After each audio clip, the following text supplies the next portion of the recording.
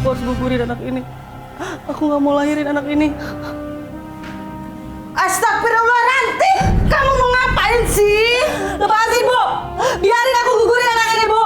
Jangan, nak, Ibu. Mohon, jangan, nak. Tolong, nak. Lepasin, Bu. Biarin, Bu. Astagfirullah, Ranti. Lepasin, Bu. Bapak! Kenapa, Bu? Lihat anak kamu pada mau gugurin kandungannya, Pak. Astagfirullah. Ranti, apa yang kamu lakukan? Istighfar. Aku nggak mau lahirin anak ini. Gara-gara dia aku cerai, Pak. Sadar kamu. Itu anak kamu. Itu darah daging kamu. Enggak, Pak. Aku nggak sudi. Astagfirullah. Nanti kamu nggak boleh ngomong begitu, nak. Tolonglah jangan gugurkan, nak, ya. Apapun yang kamu minta, Ibu akan turutin. Tapi tolong jangan digugurkan. Oke. Aku nggak bakal gugurin anak ini. Tapi dengan satu syarat. Apa yang kamu minta? Aku mau harta Bapak dan Ibu sebagian buat aku. Ya baik, nak. Ibu akan turutin. Dan setelah ini, aku nggak mau ngurus anak ini. Biar Bapak dan Ibu aja yang ngurus. Iya. Ibu dan Bapak akan turutin apa kemauan kamu. Tapi tolong nanti jangan digugurkan, ya. Tenang, sabar. Tenang ya. Hai orang-orang mukmin, sesungguhnya di antara istri-istrimu dan anak-anakmu ada yang menjadi musuh bagimu. Maka berhati-hatilah kamu terhadap mereka. Dan jika kamu memaafkan dan tidak memarahi serta mengampuni mereka, maka sesungguhnya Allah Maha Pengampun lagi Maha Penyayang. Quran Surat At-Taqabun ayat 14.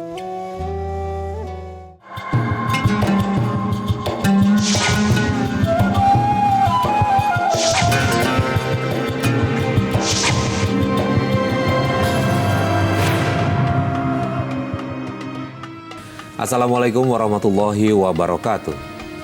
Selamat pagi pemirsa Tawakal yang dirahmati Allah Subhanahu wa taala. Senang sekali saya Farid Hasan kembali menjumpai Anda. Dan pemirsa, di video pertama tadi kita lihat itu adalah seorang ibu yang menyalahkan anaknya dari semua penderitaan yang ia alami. Dan di studio saat ini sudah hadir bersama kami Bapak Ustadz Ngatawi Al-Zastro. Assalamualaikum Pak Ustadz. Waalaikumsalam Mas Farid. Dan juga selain Pak Ustadz Zastro juga sudah hadir bersama kami narasumbernya bernama Ibu Emi. Assalamualaikum Bu Emi. Waalaikumsalam, Mas. Pak Ustadz, kalau tadi kita lihat di video awal tadi, seorang ibu menyalahkan anak yang ada di kandungannya itu atas semua penderitaan yang ibu itu alami selama ini, Pak Ustadz. Boleh dalam Islam seperti itu, Pak Ustadz? Masya Allah Mas Farid ya.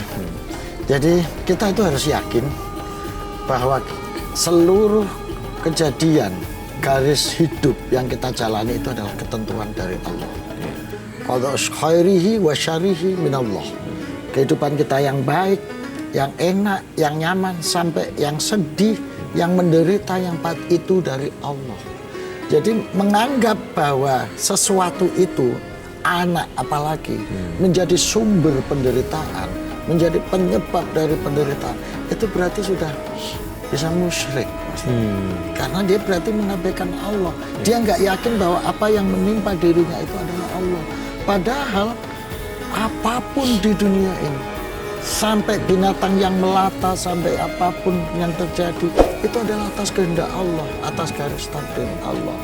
Jadi kalau ini ibunya menganggap bahwa anakku inilah yang membuat saya menderita, anakku inilah yang membuat saya celaka, berarti dia sudah nggak percaya lagi kepada ketentuan Allah. Karena dia menganggap ini sebagai penyebab atau yang membuat semuanya ini terjadi. Allahnya di mana kalau seperti itu? Iya. Jadi itu tidak boleh, Mas Farid. Baik, Bu Emi, saya mau tanya, penyebab dari ayah sama ibunya Bu Emi ini bercerai itu apa? Karena orang tua mama nggak suka dan nggak setuju dengan pernikahan mereka. Nggak setuju. Ya. Terus kemudian setelah bercerai, bercerainya itu saat Bu Emi masih di dalam kandungan atau sudah Iya, lahir? masih dalam kandungan. Nah, disitulah baru muasalnya ibunya Bu Emi ini menyalahkan apa yang Iya. ya kandungnya akhirnya menyalahkan Ibu Emi. Iya. Oke. Nah, setelah Ibu Emi lahir nih, setelah dilahirkan, Bu Emi diurus sama Ibu? Enggak, Mas. Sejak perjanjian itu, Perjanjian apa maksudnya? Ada perjanjian apa nih? ada perjanjian, jadi mama saya nggak akan menggugurkan saya kalau nenek kakek saya memberikan sejumlah atau sebagian hartanya sama mama saya. Ya Allah, Jadi saya dibarter.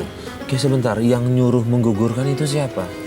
Jadi mama saya ingin menggugurkan kandungannya, menggugurkan saya waktu dalam kandungan, tapi dicegah sama nenek kakek saya pas kelihatan mau ngegugurinnya itu.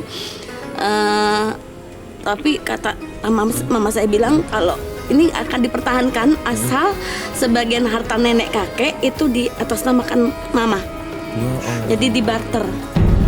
Sebelumnya saya mau nanya, nggak setujunya kenapa? Ya karena perbedaan, mungkin banyak perbedaan lah Mas ya. Ada hubungannya sama harta atau keyakinan? Keyakinan dan ras.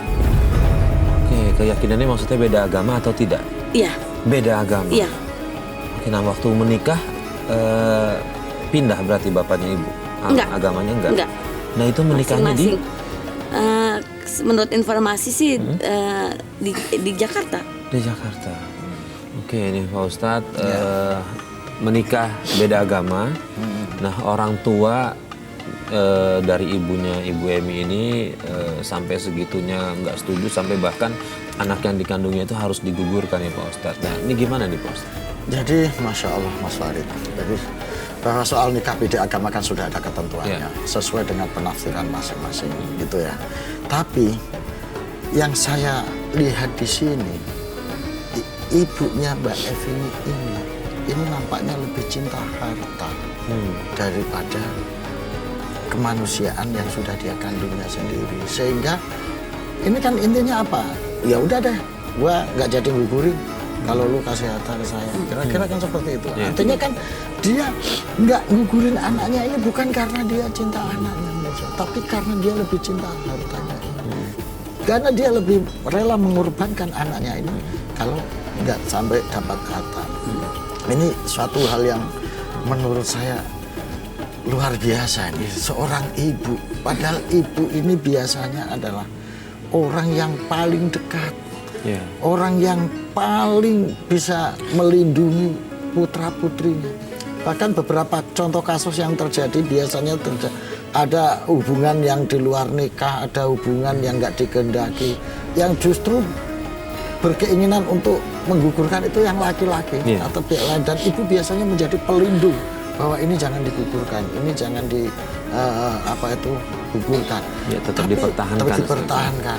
Tapi ini ya Justru Allah, sebaliknya. justru terbalik, malah menjadikan anak sebagai bahan barter. Ini yang menurut saya luar biasa.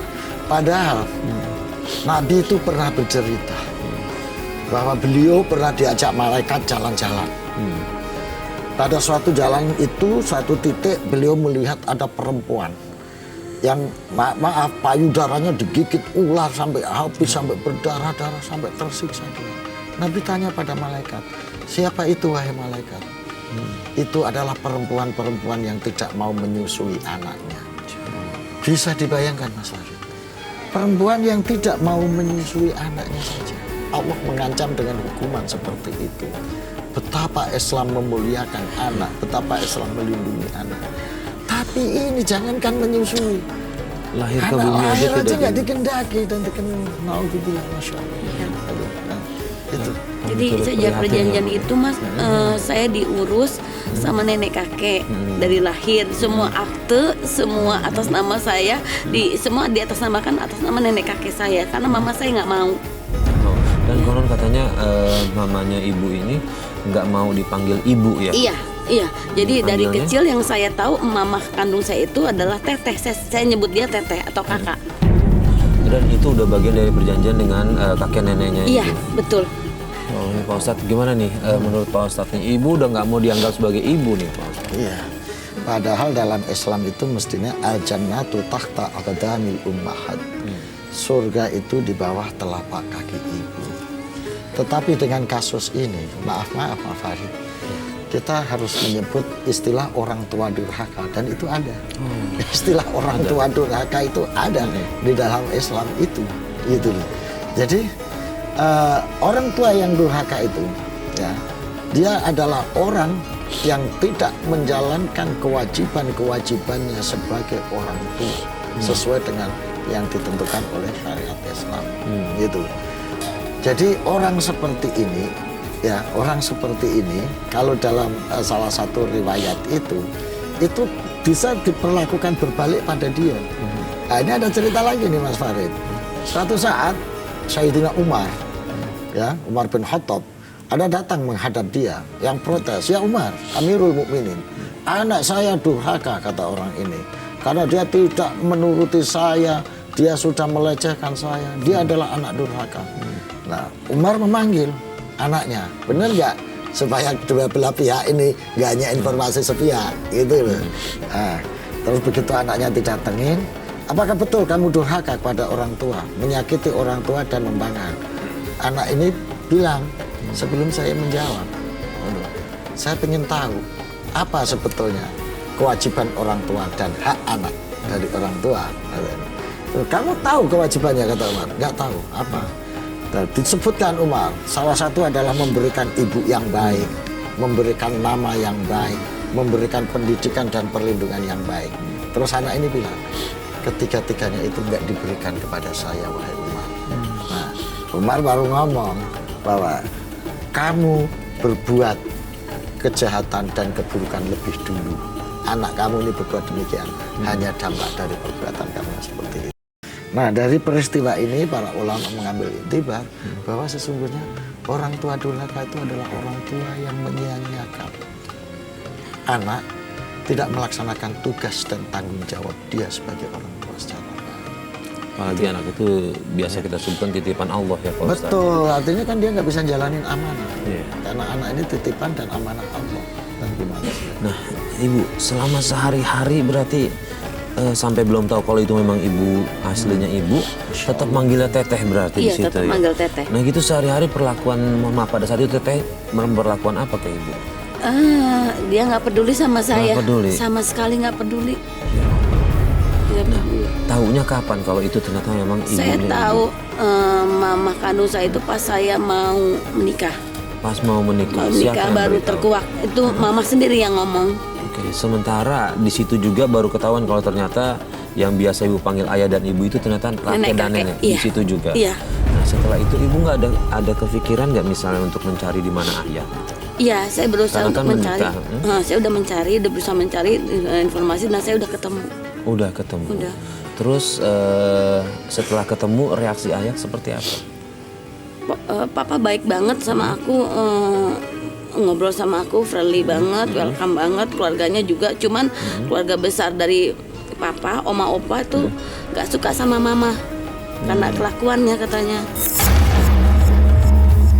Sementara ayahnya sendiri tetap menyambut baik kehadiran ibu.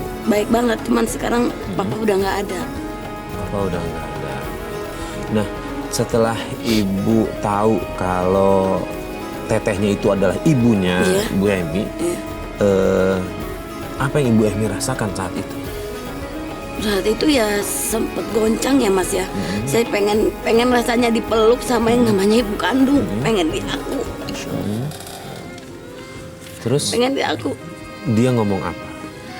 Dia bilang gini, kalau kamu pengen saya aku sebagai anak saya, kamu harus memberikan apa yang saya mau, termasuk uang. Iya. Contohnya apa, Bu? Waktu itu saya pernah pada saat saya masih kuliah, ibu saya pernah nelfon saya, katanya adik tiri saya sakit keras. Lalu diam-diam tanpa sepengetahuan nenek kakek saya datang ke rumah mama dengan membawa sejumlah uang, dan uang itu sebenarnya uang kuliah ya, uang bayaran kuliah ya, uang semester Mas, gitu. Saya kasih, maksudnya ya pengen, saya tuh cuma pengen dipeluk, disayang gitu, ya aku. Tapi udah diambil uang saya, dia pergi, katanya shopping, belanja, saya suruh tunggu di rumahnya, itu aja, dan dia nggak mau meluk saya sama sekali.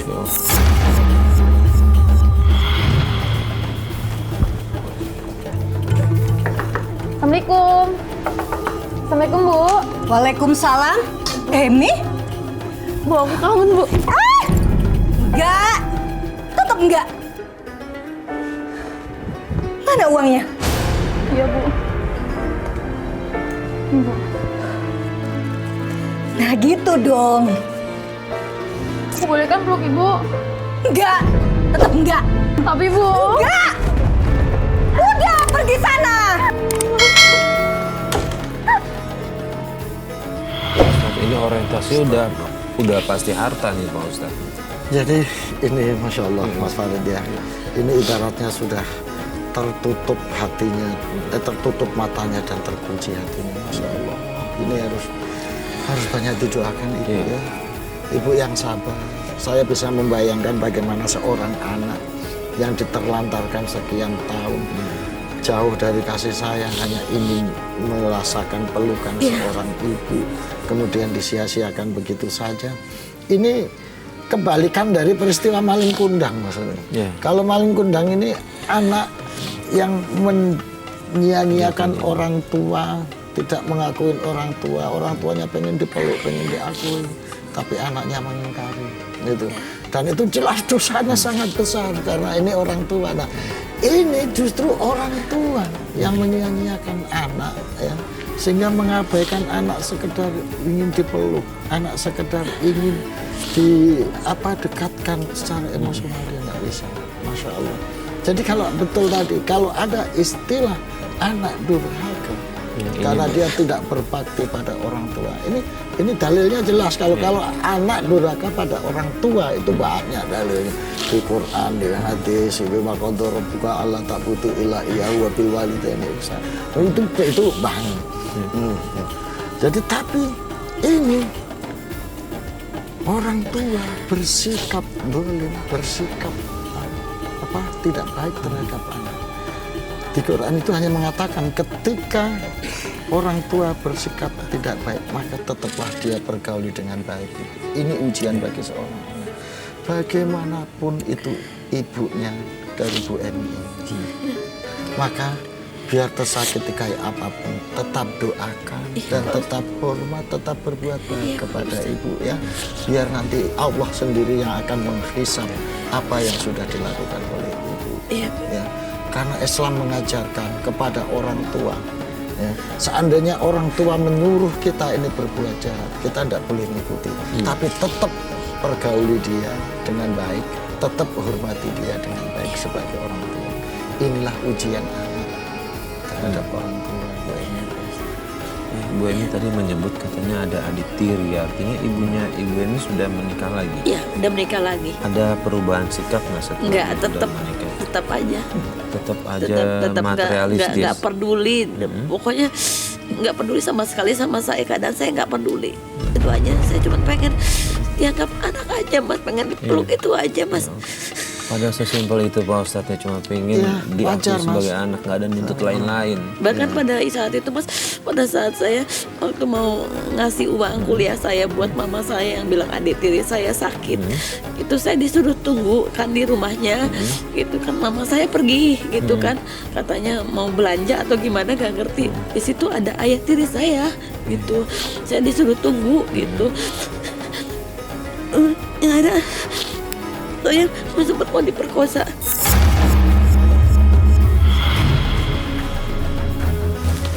Assalamualaikum. Waalaikumsalam. Ibu. Ibu lagi apa? Apa itu? Ini aku bawain buah buat Ibu.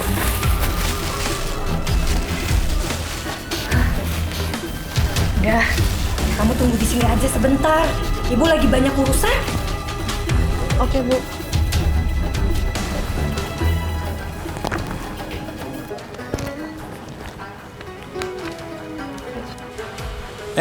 Ada Emi. Mana ada? Iya. Mau ketemu siapa? Aku mau ketemu Ibu. Oh, itu Ibu ya, tunggu aja di sini dulu. Iya. Kamu cantik kan sekarang nih? Cakep Bang, ayah lihat. Ya, aku mau pulang dulu deh ya. Udah, kamu nggak usah kemana-mana, di sini aja tunggu Ibu. Udah, nggak usah kemana-mana. Iya, besok aku pulang Ya lagi udah, ya. temenin ayah aja, jangan kemana-mana, temenin ayah aja. Ya, aku besok. Pokoknya kamu harus Aku mau nguatin pulang ayah. besok, aku balik Jangan lagi. kemana-mana, kamu Ayah, nggak nguatin mau, ayah. Nguatin ayah. Jangan. Kamu Aku mau harus pulang, ayah. Maafin ayah pokoknya kamu harus pokoknya kamu harus diam kamu. Jangan banyak ngomong kamu. Ada apa ini? Ibu tolong, Bu. Ada apa ya? Dia ingin maksa ayah berhubungan. Enggak, Ibu bohong, Bu. Berhubungan, dia merayu ayah. Diam kamu, Emi. Bilang aja kamu, Emi, yang suka godain kegatelan ke suami saya. Cepat kamu keluar dari rumah saya. Pergi sana. Terus, ya Allah. Pada saat saya mau diperkosa, ibu saya datang. Maksud saya pengen minta perlindungan sama ibu saya. Di belakangnya saya malah diusir, dijorokin. Katanya saya udah menggoda suaminya, itu aja. Ya Allah. Ini bertubi-tubi nih Pak Ustadz nih. Ya, Ibu Eni, mohon sabar. Saya nggak bisa membayangkan kalau ujian ini menimpa saya mungkin juga, masya Allah, alhamdulillah. Saya bisa membayangkan bagaimana perasaan hancur sebelumnya Bu Eni. Tapi pada saat peristiwa itu terjadi, kakek nenek masih ada. Kakek nenek masih ada. Saya diam-diam menjumpai mama saya. Karena kan emang udah diancam saya sama kakek nenek gitu. Jangan untuk tidak menemui. Jangan untuk menemui. Pokoknya jangan sampai menemui mama gitu. Karena ya mungkin mereka udah tahu bagaimana mama saya. Cuman saya sebagai anak cuma pengen gitu kayak anak-anak lain, Mas. Pengen dipeluk, pengen diaku, itu aja. Nah, mengenai peristiwa yang ingin diperkosa itu, ibu cerita nggak ke kakek nenek? Enggak. Saya nggak cerita. Ya pendam sendiri Mas Farid. Saya nggak cerita karena saya nggak mau malah menambah buruk citra mama saya, itu aja. Saya nggak mau. Oke, Pak Ustadz, ini apa yang harus dilakukan nih Pak Ustadz? Karena kalau menurut saya ini udah menjurus ke arah kriminal saya Pak Ustadz. Sudah kelewatan dan kriminal Mas Farid. Jadi Ibu, ini persoalan Ibu ini menurut saya ujian yang sangat. Bukan pada ujian miskinnya hidup, bukan ujian kurangnya makanan, bukan ujian kurangnya harta. Tapi ujian Ibu ini adalah ujian menghadapi persoalan yang terkait langsung dengan orang tua. Itu terkait langsung dengan orang tua. Makanya saya berharap ya, Ibu tetap sabar meskipun ini susah. Ibu tetap berbuat baik meskipun ini tidak mudah. Insya Allah kalau ini Ibu istiqomah berbuat baik, istiqomah sadar, ini akan menjadi amal kebaikan Ibu ya, yang nanti di akhirat akan bisa Ibu terima. Lalu Mas Farid tadi tanya, bagaimana menghadapi peristiwa yang seperti ini? Ya, saya sarankan karena Ibu dengan nenek juga baik, tapi menjaga perasaan nenek ya, karena khawatir kalau nanti jadi beban, kalau sampai itu terjadi apa-apa. Ibu banyak konsultasi kepada ustadz, pada kiai untuk mencari jalan keluar, untuk minta doa, untuk minta nasihat-nasihat yang bisa memperkuat batin Ibu. Karena Ibu di sini bertahan sendirian Mas Farid. Iya, nenek kakek udah nggak ada juga. Nah, nenek kakek sudah nggak ada. Dia bertahan sendirian menghadapi tekanan-tekanan yang seperti itu. Supaya nggak salah jalan, Ibu saya sarankan cari ustaz, cari kiai, cari ulama yang bisa menguatkan hati Ibu, bisa mengokohkan sikap Ibu untuk tetap sabar dan istiqomah. Ini pertama, ya, supaya ini untuk memperkuat batinnya ini Mas Farid. Yang kedua, Ibu upaya batin tetap mendoakan Ibu. Setiap Ibu selesai sholat, ya, setiap Ibu selesai sholat, baca doa Kanzul Ars, itu ada dulu, Kanzul Ars gitu ya. Ini untuk melembutkan, untuk membuka hati pada orang-orang yang kita sayangi, yang kita cintai, supaya bisa terlindungi. Kanzul Ars dibaca. Sebelumnya dibaca Fatihah dulu. Jadi kepada Nabi Fatihah, baru kepada ibunya sebut namanya Fatihah, didoain, dibaca dengan Kanzul Ars gitu.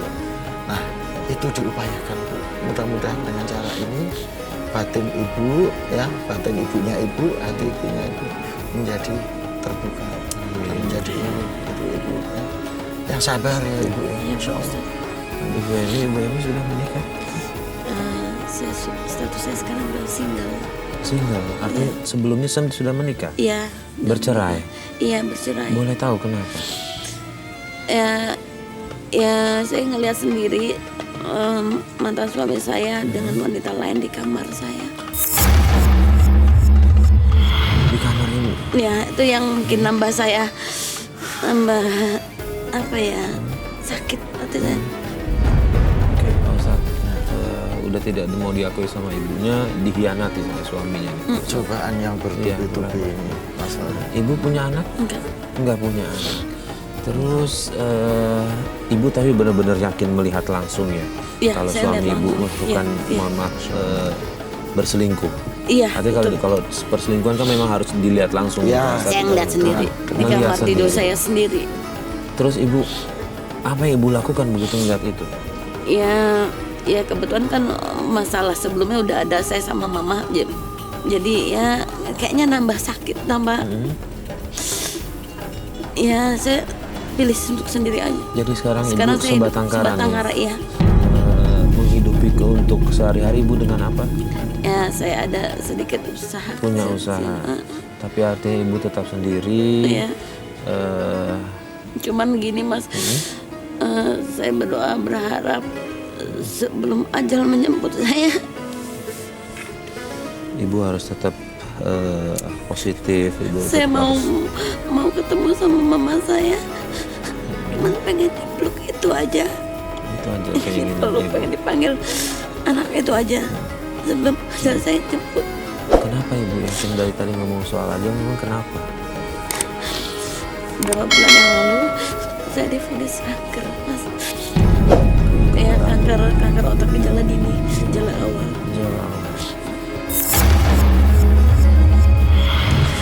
Ustadz, keinginan ibu ini yang tadi saya bilang simpel banget, cuma pengen dipeluk sama ibu.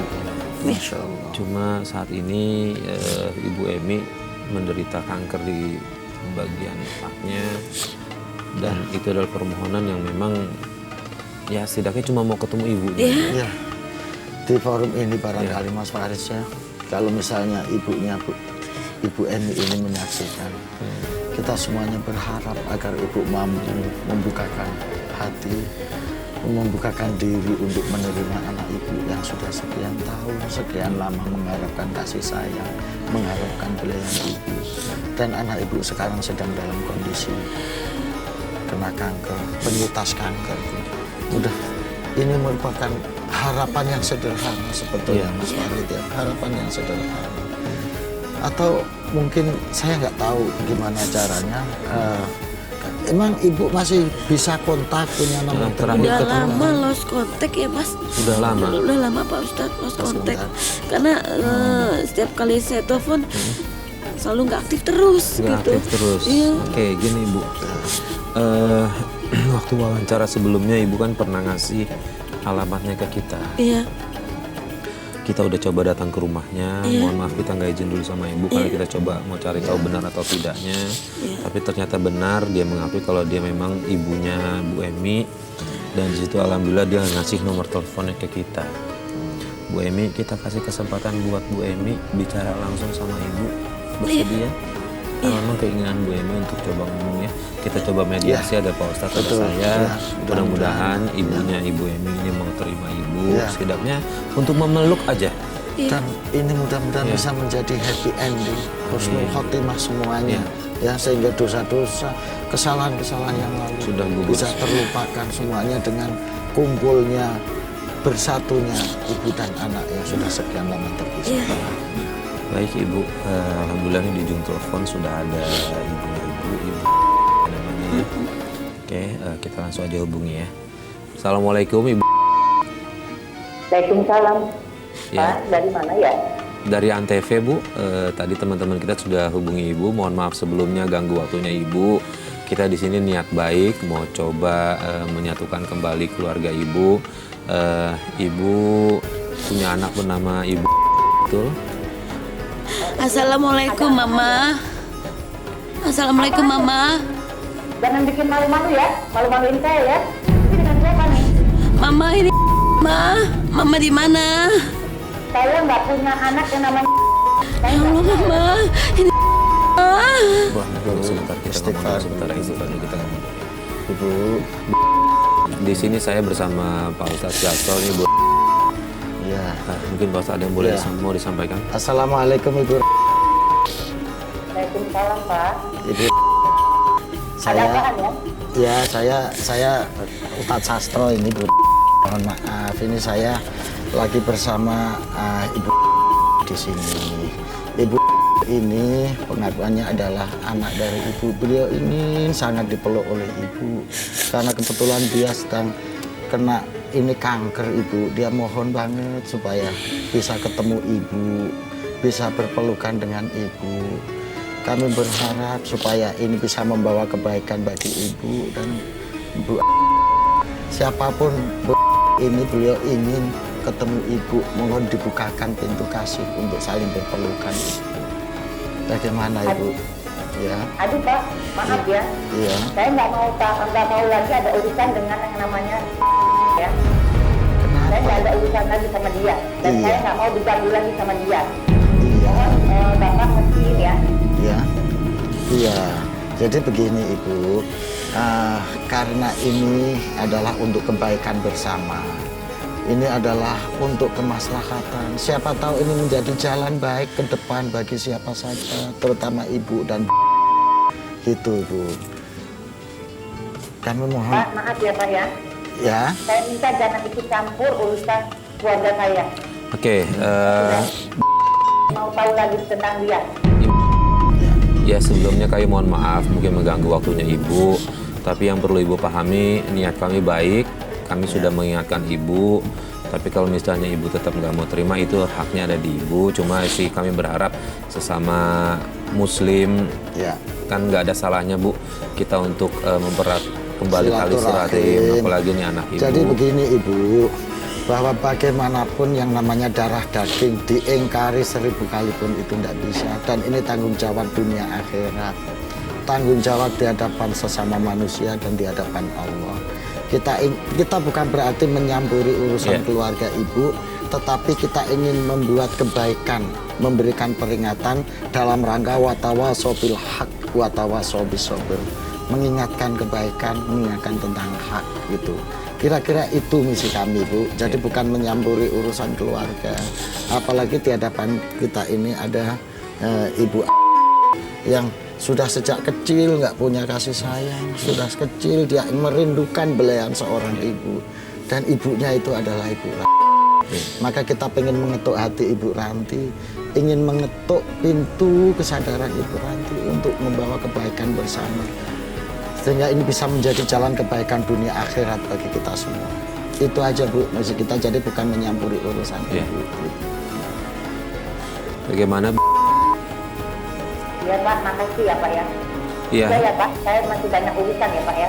Baik Bu, kalau boleh nanti diizinkan, kalau boleh diizinkan Ki, saya mungkin sama Ibu nanti akan ke rumah Ibu. Kita coba ngomong baik-baik. Iya. Boleh ya Bu ya? Silaturahim Ibu. Boleh ya Bu? Makasih ya Pak ya. Sudah ya Pak, saya nggak mau diganggu lagi. Baik, terima kasih juga sudah mau terima telepon kami Ibu.